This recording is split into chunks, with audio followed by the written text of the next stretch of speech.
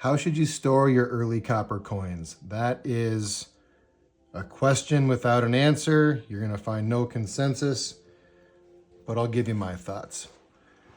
Slabs have a place. Buying coins in slabs also has a place. Slabs generally assure authenticity. If you're not an experienced grader, they will help you not get screwed by getting a coin that's been cleaned or damaged. And they're a safe way to store a coin that has been slabbed in a good state of conservation, which is not always the case.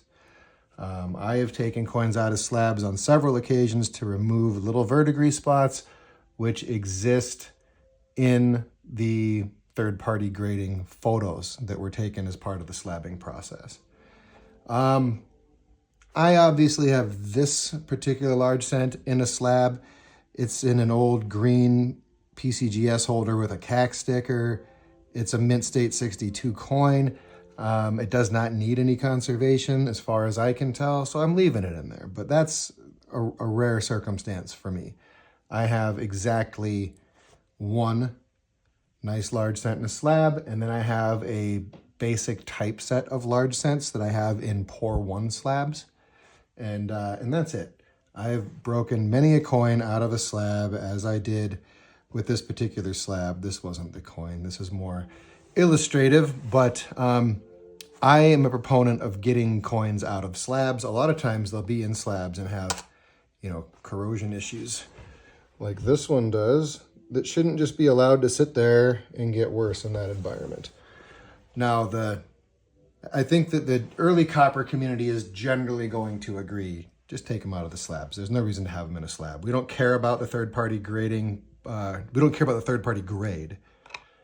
And the slab prevents you from having access to the coin and conserving it. Once you've got the coin out of the slab, that's where people are going to be split. The vast majority of early American Copper Club collectors are going to store their coins like this, inside of a cotton liner, inside of an envelope, and then inside of a cardboard box. I am certainly in the minority where I use capsules.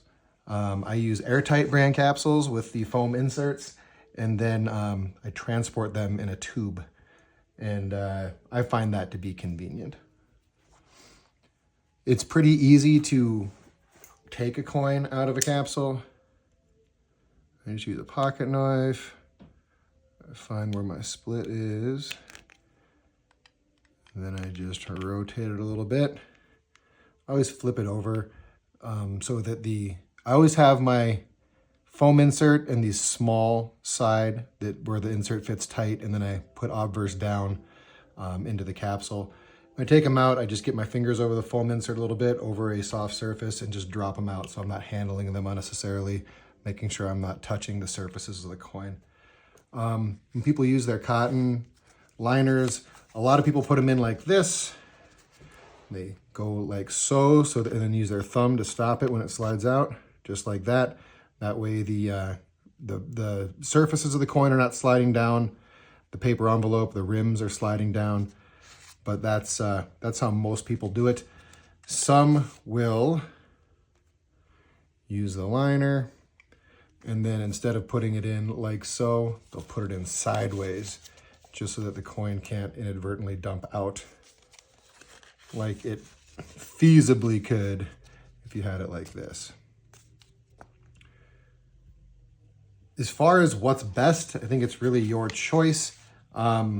I think if I lived in a humid environment at all, I would probably stick with capsules, although making sure that they're put in there in a dry environment. You don't want to trap any moisture inside of the capsule. The capsules are good for keeping moisture out, but would also be great for keeping moisture in. If you're using this type of a setup with the envelope and liners, I would just make sure you've got desiccant packs nearby wherever you're storing stuff so that it is in that drier environment. But I look forward to everybody's thoughts. What I like about capsules myself is that they're easy to transport and easy to view and look at inside the capsule. And I can hand this to someone to look at without being worried about it. I mean, this is a very valuable coin. I would be very nervous about handing them a coin in this sort of a setup and man, I can't imagine if someone dropped this on a concrete floor. It would be the end of the world. I mean, this is a very important coin in numismatics. It's been in some very important collections. It's condition census. I just can't imagine how I would feel if I let someone damage my coin by just irresponsibly handing it to them in this type of a setup and it just went falling out and clanging across the floor. So that's why I like capsules, both for easy viewing, and then I display them in a tray as well. I guess I'll just show you one of my trays.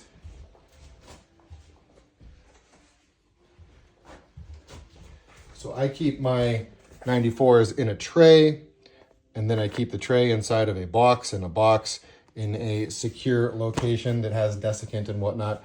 And then when I want to pull a coin out, I just, I want to look at my 26. I just reach in there, grab my 26, and there it is. It's very easy to find, very easy to see. And then I don't always take them out of the capsules. Sometimes when I'm looking through stuff, if I want to check and see if anything needs oiled, if it's been a while since I've been in there, I can pretty well tell that just by looking through the capsule and seeing what's inside. Whereas with this setup, you're gonna have to pull the coin out every time you want to see it. Yeah, so that's my thoughts.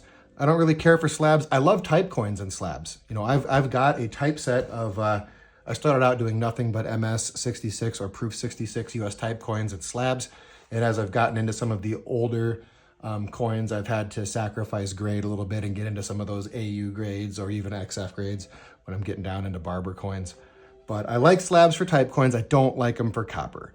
And then again, if I have a copper coin in a slab, I'm going to break it out anyway. But I've had to take several out to do basic conservation because they go into the slabs either dirty or with some minor growths that can be addressed. And the ones that I did address were 100% rectified with just a little bit of acetone. I had a Sheldon 28 that had a green spot growing on it, and then both of my 1823 restrikes had little green spots growing on them inside of the slabs. Busted them out, conserved them, and I'm much happier having them in capsules. And you've seen my 1823 restrikes plenty in the videos, and it's much cooler for me to be, displaying them and showing you all of their features and cracks and cuds and all that in hand, as opposed to trying to get the glare not to be an issue when I'm showing you something in the slab.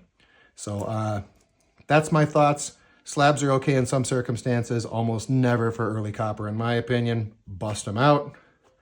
And then I prefer capsules, but I'm in the minority and want to make sure you're aware that this is sort of the standard format for storing copper. All right, thanks for tuning in. I will see you in the comments and catch you on the next one.